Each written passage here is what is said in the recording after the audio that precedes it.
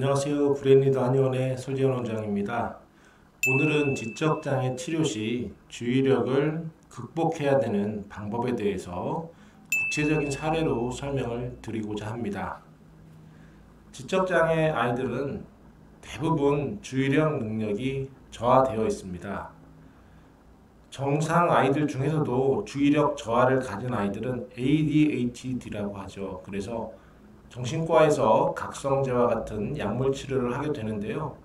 지적장애 아이들은 대부분 주의력이 저하가 되어 있는데 이러한 각성제 ADHD 약물만으로는 주의력이 충분하게 개선이 되지 않습니다. 그 이유는 이 주의력이라고 하는 것이 단순한 주의력뿐만 아니라 이해력 저하가 동반이 되는 경우가 많기 때문이죠. 즉 주의력 저하 플러스 이해력의 어려움을 겪고 있습니다. 그래서 지적장애 아이들은 주의력을 높이기 위해서 주의력 플러스 이해력을 높여야 된다라고 이해를 하셔야 됩니다.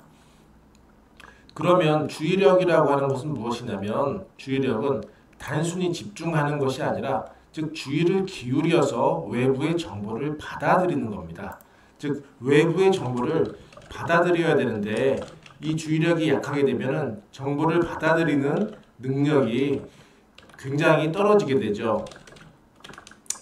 그래서 이 주의력이라고 하는 것이 기본적으로 어느 정도 향상이 되어야 지적장애 아이들이 외부의 정보를 받아들이게 됩니다. 보통 대학병원이나 전문 한의원이나 한방신경정신과와 같은 그런 클리닉에서도 종합주의력 검사, CAT 검사를 하게 되는데요. 여기에는 시각주의력, 청각주의력, 억제, 간섭, 분할주의력과 같은 다양한 주의력의 능력을 평가하고 있고요. 기억력에 대해서도 평가를 합니다. 이 평가에 대해서는 대학병원에 있어서 서울대병원이나 세브란스 기타 모든 대학병원의 신경정신과에서 아이들 지적장애 아이들 검사를 할 때 대부분 하게 되는데 다만 이 검사 결과가 나왔다 하더라도 이것을 어떻게 치료를 해야 되는지에 대한 이야기는 거의 들어본 적이 없을 겁니다. 아이의 발달 상태를 얘기해 주시고 언어치료, 놀이치료, 감통치료 등을 이제 권유를 받겠지만 이 주의력이라고 하는 거에 대해서 어떻게 개선해야 될지에 대해서 뚜렷한 얘기를 듣기는 어렵습니다. 즉 이것에 대해서 왜 함구하고 주의력을 높이는 것에 대해서 왜 얘기를 하지 않을까요? 그리고 지능이 좋아지는 것에 대해서 왜 쉽게 이야기를 하지 않을까요? 오늘은 그런 내용도 함께 다루도록 하겠습니다. 먼저는 저희가 치료했었던 실제 케이스 아동의 주의력 결과를 통해서 어떠한 치료의 과정에서 어떻게 변화가 되는지 안내를 드리도록 할 텐데요. 이 아이는 21년도 3월에 내원한 경계선 지적장애 아동입니다. 이 아동의 주의력 검사 결과를 보면 이렇게 보입니다. 시각주의력, 청각주의력, 억제지속, 간섭선택주의력 총 4가지에 대한 주의력 평가가 이루어졌고요. 그때 누락오류, 오경보 오류, 반응시간 평균, 표준편차 이렇게 각각의 항목에 대해서 정상인지 경계인지 저하인지에 대해서 정확하게 평가가 나와 있습니다. 이 아이 특징을 보면 시각 주의력에서 3가지는 정상이지만 즉 반응시간의 편차가 즉 기복이 큰 부분에서 경계선상에서 문제가 있고요. 청각에서는 반응시간이 저하가 되어 있어서 반응이 느린 특징을 보입니다. 또한 표준편차 역시 경계를 보이고 있고요. 억제해야 되는 뭔가를 행동을 지속하고 억제해야 되는 데 있어서는 다행히 주의력은 다 정상이 나왔고요. 간섭 선택이라고 하는 것은 외부에 여러 정보가 간섭이 되는 상황에서 집중을 유지할 수 있는지 내가 필요한 정보를 빼낼 수 있는지 이런 부분에 있어서는 역시 누락, 즉 빠뜨리기도 하고 반응이 느리기도 하고 편차를 크게 보이기도 했습니다. 결과를 조금 더 자세히 보게 되면은 시각 주의력에서는 요 파란색 미만은 정상이고 빨간색에서 파란색 사이는 경계, 빨간색 위로 올라가게 되면 저하입니다. 시각은 대체로 양호한 모습을 보입니다. 이 아이가 오랜 시간 여러 치료들을 받았고 언어 치료라든지 놀이 치료, 인지 치료들을 받고 수년간 받은 상태에서 역시 경계선 지적 장애를 가지고 본원에 내원하였습니다. 시각 주의력에서 이 정도면 양호한 편이고요. 청각 주의력은 이것보다는 반응 시간 평균이 올라가 있죠. 상당히 집중이 느려서 상대방의 이야기를 듣고 이야기를 이해하고 말하는 이런 처리 속도가 느린 아이입니다. 즉 청각적인 반응 시간이 이렇게 느린 아이들은 언어 발달이 좀 지연이 되기도 하고요. 상대방의 말을 잘 못 알아듣거나 답변을 하는데 좀 시간이 오래 걸리는 그런 특징을 보이기도 합니다. 억제 지속 주의력에 있어서는 대부분 정상 범주에 있음을 알 수 있습니다.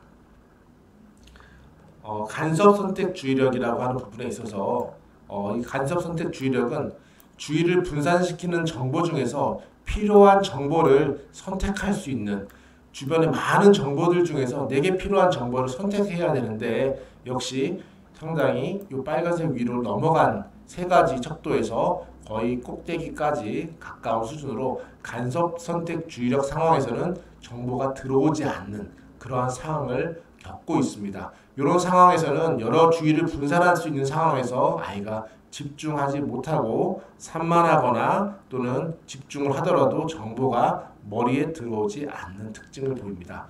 이게 2021년 3월 달에 평가를 했었던 자료입니다. 이렇게 되고 두 번째로는 2021년 8월에 5개월 후에 평가를 했습니다. 그 전 자료와 비교를 해보면 5개월 동안 한방치료와 신경인지 치료를 했고요. 기존에 하고 있던 여러 치료들도 아이가 진행을 해왔습니다. 자세히 비교를 해보면 5개월 동안 시각에 있어서는 경계가 정상으로 좋아졌고요. 청각에서 반응 시간 평균이 저하에서 경계로 좋아졌습니다. 그리고 편차도 정상으로 돌아왔고요. 억제 지속은 그대로 정상 범주를 보이고 있습니다. 간섭 선택에서는 저하가 3개였었는데 여기서는 약간 더 약한 모습을 보이고 있습니다. 즉 시각과 청각이 조금 더 좋아졌는데 간섭에서는 약간의 후퇴를 보이고 있습니다. 이게 5개월 후에 평가였고요. 그리고 이거는 2022년 5월로 불과 9개월 정도 후에 평가를 하였습니다. 요번에는 청각 주의력에서의 반응 시간도 정상으로 돌아왔고요. 간섭 선택에 있어서 저하가 3개고 경계가 하나로 상당히 심했었는데 이제 저하 2개는 이제 경계로 갔고요. 아직 저하 하나는 남아 있습니다. 계속해서 한방치료랑 뉴로피드백, IM 청지각 치료를 주 2회씩 병행을 해왔습니다. 이게 2022년 5월의 결과입니다. 그리고 22년 8월에 3개월 후에 다시 한번 평가를 했는데 이때는 조금 더 못한 모습을 보였습니다. 물론 평가를 한다고 아이가 좋아지지 않습니다. 이렇게 보이다시피 평가를 한다고 이 평가 결과가 좋아지지 않는 거죠. 아이가 실제로 져야지 좋아지는 거고 평가를 했을 때 때로는 이렇게 후퇴하는 모습이 보이기도 합니다. 그 이유는 아이들이 같은 평가를 하다 보면 집중이 흐트러지고 했던 것을 하는데도 잘 되지 않습니다. 즉 주의력이라고 하는 것은 암기할 수 있는 능력이 아니라 주의를 기울일 수 있는 그런 능력에 해당되기 때문에 이거는 반복한다고 좋아지지 않습니다. 그래서 이렇게 후퇴하는 모습이 보이고 반복하다 보면 지루하기 때문에 되려 결과가 더 안 좋아지는 경우들도 종종 보입니다. 이번에는 보면 반응 시간이 느린 모습에서 공통적으로 3가지 척도가 어려움이 있었습니다. 이것이 2022년 8월의 결과였고요. 그리고 가장 최근에 있었던 것은 이제 2022년 11월 24일 날 했던 결과입니다. 예전에 비해서 상당히 많이 깨끗해져 있죠. 그 앞전보다도 훨씬 좋아져 있고 그 전에 2022년 5월보다도 6개월 전하고 비교를 해봐도 간섭 선택 주의력에서 상당히 많이 좋아진 그런 상황을 보이고 있습니다. 치료를 처음에 했었던 2021년 3월 달이랑 비교를 해보면은 상당히 주의력이 많이 좋아져 있음을 볼 수 있습니다. 불과 치료한 지 1년 8개월 정도 사이에 20개월 동안 이 아이의 주의력의 수준이 상당히 많이 좋아져 있죠. 그때랑 한번 자세히 비교를 해보면 시각에 있어서도 대체적으로 양호했지만 조금 더 좋아진 모습을 보이고 있습니다. 그리고 청각에 있어서도 이렇게 높았던 반응이 느렸던 모습들이 많이 빨라졌죠. 즉 듣고 이해하고 집중하는 데 있어서 처리 속도가 빨라지다 보니 아이의 언어 반응이라든지 언어 표현 능력이 좋아집니다. 즉 이런 청각 집중력이 좋아져야 청지각이 좋아질 수 있고 이것이 좋아져야 말이 빨리 이해되고 빨리 말할 수 있어서 의사소통하는 데 있어서 꼭 필요로 합니다. 억제 지속 주의력 역시 조금 더 좋아진 상태인데 이미 정상이기 때문에 뭐 더 좋아져도 그만이고 그대로만 나와도 사실은 상관이 없죠.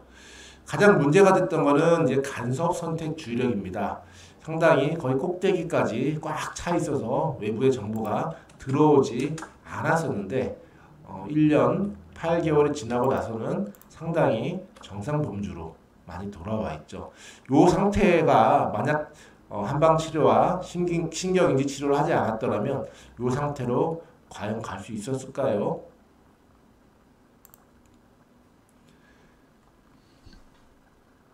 보통은 주의력이 약할 때 정신과 약물 치료를 하게 되는데요. 지적장애 아이들은 생각보다 효과가 적습니다. 왜냐하면 아이들이 과잉 행동을 하는 경우들이 별로 없습니다.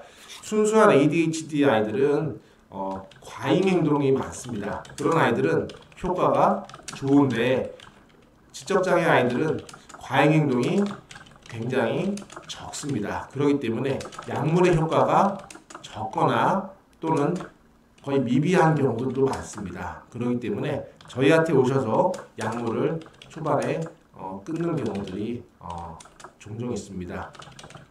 물론 처음에 끊지 않고 좀 치료가 좀 진행이 되고 좀 좋아진 후에 줄이면서 문제가 되지 않게 차츰 끊어가는 식으로 진행이 되게 되고요. 이 치료 말고서는 물론 이 치료를 한다고 CAT 결과가 정상이 되냐? 그렇지 않습니다. 조금 좋아질 뿐이지 그리고 그 조금 좋아진 수준에서 더 이상 좋아지지 않습니다. 그것이 약물의 단점이고요. 장점은 조금 좋아진다라는 거, 지적장애. 하지만 효과가 미비한 경우 있다라고 하는 거 그렇습니다. 그러면은 저희 한의원에서는 이 주의력 장애를 가지고 있는 대부분의 지적장애, 거의 99%의 지적장애 아이들을 어떻게 이것을 높이느냐? 한방치료를 하게 되죠. 한약치료와 침구치료를 하게 됩니다. 한방치료는 동일한 약으로 되지 않습니다. 특정 한 가지 몇 가지 처방으로 절대 좋아지지 않습니다. 굉장히 어렵습니다. 굉장히 어려운 난이도가 높은 치료입니다. 그렇기 때문에 이런 치료들은 아이들마다 다 달라요. 아이들마다 모두 다른 처방과 패턴을 찾아내야 됩니다. 그러다 보니까 이것에 대해서 알고 있는 한의사 원장님들이 거의 전국에 손가락에 몇 명 될까 말까 할 것 같습니다. 그만큼 이 패턴을 알고 있는 한의사 원장님들은 거의 없다고 보시면 되고 주변에 가까운 친척 한의사들도 알 수가 없습니다. 왜냐하면 이것을 저희도 15년 동안 연구를 했고 조금씩 배우고 연구하면서 개발해서 알아낸 거지 어디서 이 정보를 얻을 수가 없습니다. 정보를 얻을 수가 없다라는 거죠. 그렇기 때문에 소통할 수가 없는 정보입니다.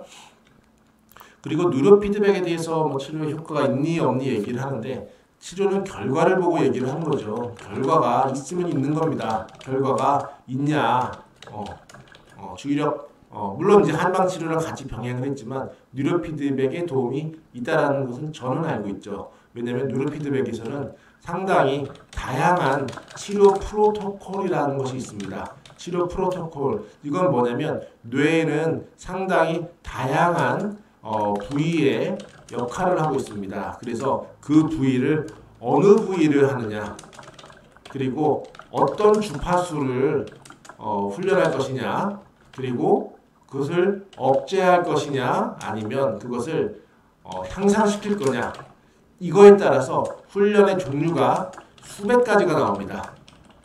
즉 뉴로피드백은 버튼 한 가지 누르는 그런 치료가 아닙니다. 그러다 보니까 뉴로피드백에 대해서 이제 잘 모르시는 전문가분들은 이것이 뭐 효과가 있네 없네 막 얘기를 하죠. 있다 없다 얘기를 하는데 안 사용해 보신 분들은 거의 대부분 모르고 이 기계를 갖고 있다고 해도 이것의 효과를 알기가 어려운 게, 즉 수백 가지의 치료의 프로토콜 중에서 이 아이한테 어떤 걸 해야 되는지를 가르쳐주는 교육기관이 국내에 거의 없다라는 거죠. 그러다 보니까 논문 몇 개 보고 이제 효과가 있니 없니 얘기하는 것은 무의미합니다. 굉장히 어려운 치료입니다. 그래서 뉴로피드백을 잘 사용을 해야 되는 거고, 그리고 IM 감각통합 역시 이것은 청각 주의력 발달에 도움이 됩니다. 아까 방금 봤던 아이처럼 청각 주의력이 약한 아이들한테 도움이 되고요. 청지각 훈련은 주의력 발달에 꼭 도움이 되지는 않습니다. 하지만 이해력에 도움이 된다고 보시면 됩니다. 즉 주의력과 이해력은 일부 겹치지만 좀 다른 영역입니다.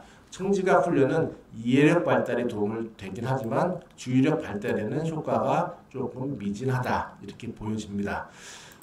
그리고 이러한 치료들은 아이들에 따라서 보통 규칙적인 주기를 가지고 훈련을 하게 되는데요. 보통 주 1회에서 2회 정도를 하게 됩니다. 많이 하면 3회까지 했을 때 가장 효과가 좋습니다.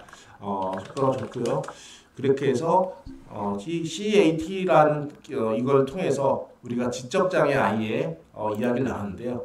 마지막으로 이야기를 나눌 부분은, 그러면 지능을 높이기 위해서는 어떻게 해야 되는가에 대해서 얘기를 한다면, 지능이라고 하는 건 언어성 지능이 있고요, 비언어성 지능이 있습니다. 그리고 반응 시간과 같은 그런 능력이 필요합니다. 또는 뭐 작업 기억 능력 이런 것들도 필요한데, 일단은 크게 얘기를 하면 언어 지능과 비언어 지능 그리고 반응 시간에 대한 지능들, 즉 이렇게 세 가지에 대한 척도로 평가가 이루어지게 되는데요. 그렇게 됐을 때 이 언어성 지능은 후천적으로 향상이 가능합니다. 비언어성, 뭐 공간지능, 수학지능 이런 부분들이죠. 이런 것들은 가능은 하지만 굉장히 어렵습니다. 거의 타고나죠.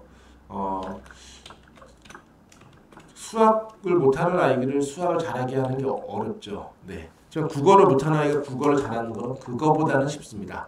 반응 시간은 바로 이런 주의력과 관련된 거고, 오늘 이야기를 나눈 얘기입니다. 즉 반응 시간이 지능에 포함이 되는데 역시 주의력과 관련이 깊기 때문에 이게 좋아져야 지능이 좋아지고, 언어성이 좋아져야 지능이 좋아지고, 비언어성이 좋아져야 지능이 좋아집니다. 가장 어려운 거는 비언어성 지능입니다. 저희도 이 치료에 대해서는 꼭 좋아질 수 있을지 아직은 자신이 없습니다. 좋아진 아이도 있기는 있었지만 확률이 상대적으로 좀 적고 오래 걸리고, 물론 몇 가지 패턴이 있지만 완벽하게 자신 있게 하는 건 어렵습니다. 하지만 언어성 지능과 오늘 말씀드린 이 반응 시간, 즉 주의력에 대한 지능은 저희가 높이는 부분에 있어서는 어느 정도 자신이 있는 상태입니다. 저희가 15년간 이런 한방 치료와 신경 인지 치료들을 이제 집중적으로 연구해왔고 해외 전문가들도 많이 만나봤습니다. 그래서 이런 방법을 계속해서 개발, 시행착오를 통해서 또 개발하고 연구, 개발 계속 끊임없이 컨티뉴를 하다 보니까 이렇게 좋아지는 아이들이 생길 수 있었던 거지, 단순히 그냥 한약 그냥 쓰면 좋아진다?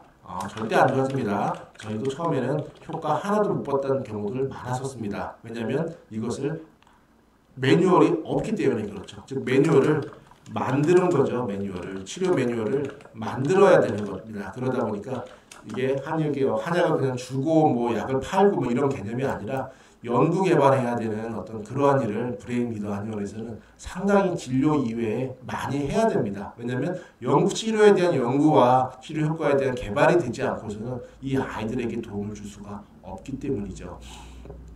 오늘은 이야기가 많았지만 지적장애 치료 시 주의력이 꼭 극복되어야 된다라고 하는 것에 대한 이해에 대한 설명을 드렸고, 실제로 치료하고 있는 아이들이 어떠한 과정을 통해서 극복이 되어 가는지, 몇 달 사이로 평가를 하면서 치료하는지, 그리고 다 좋아졌을 때는 한 번 정도 더 평가를 하고 잘 유지가 됐으면 주의력 기능은 정상으로 돌아와서 평생 이 아이가 건강하게 평생 가져갈 수 있는 기능을 만들어줄 수 있게 되는 겁니다. 평생 기능을 만들어주는 것이고, 이것은 타고난 기능이지만, 비록 부족하고 선천적으로 타고난 기능이지만 후천적으로 잘 치료만 하면 극복이 가능하다라는 것에 대해서 말씀을 드리고 오늘 말씀을 마치도록 하겠습니다. 감사합니다.